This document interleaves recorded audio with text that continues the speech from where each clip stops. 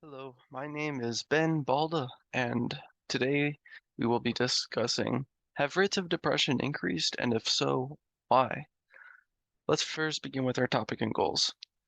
My goals are to elaborate on the changing rates of depression within the US society, cross-reference these findings to global numbers, discuss disparities amongst different demographics, and then review explanations for the increasing rates of depression, and then we will discuss at the very end mitigation efforts. So upon literature review, there's many complexities involving depression, making it difficult to research. These complexities range from multidimensional views and causes and cures for depression to gender disparities and even racial disparities within depression rates. Depression rates also vary country to country. There's also many causes, comorbidities, and risk factors associated with depression, many of which have very little research on them, some of which we know very little to nothing about. All right. The main conclusions from my research is that cases of depression worldwide have significantly increased over the past 30 years. In addition to depression increasing, so have rates of anxiety, self-harm, and suicide. There's many possible explanations, ranging from poor diet, lack of socialization, poor physical health, sleep deprivation, sunlight deficiencies, the growing burden of chronic diseases, declining social capital, and greater income inequality. Let's move our attention to the image here. So the similar findings are that depression rates have continuously increased and that women have higher rates of depression than men. The differences in research is that, well, strong conclusions cannot be drawn because of the differences in methodologies. And in addition, the many risk factors that cause or many risk factors and causes of depression are not well studied, and some of them we know very little about. Additionally, Hispanics and non-Hispanic Black people have higher rates of depressive symptoms than non-Hispanic white people.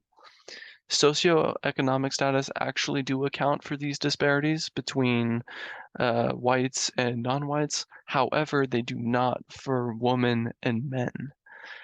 Now, the two critical pieces of legislation that have been aimed at addressing this mental health crisis are the Mental Health Parity and Addictions Equality Act, as well as the Affordable Care Act, both of which aim to reduce healthcare coverage or reduce healthcare costs, but also expand healthcare coverage to as many people as possible.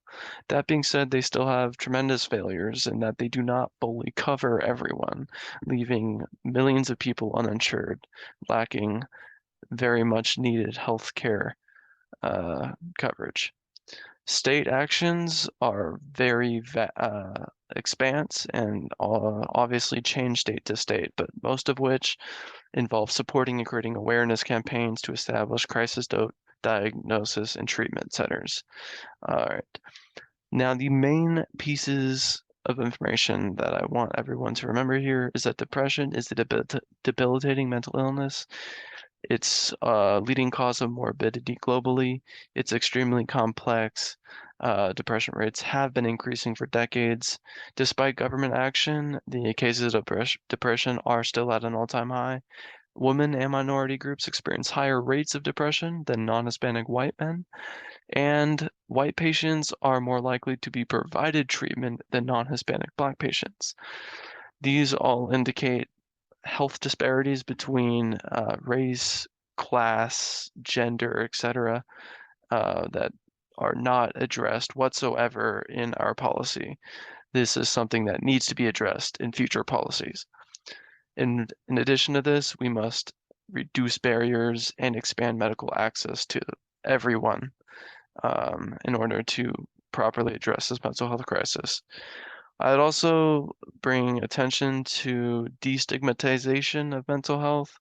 We must work to expand medical health coverage and raise awareness of this global crisis. Well, that concludes my presentation. Thank you for attending and have a good day.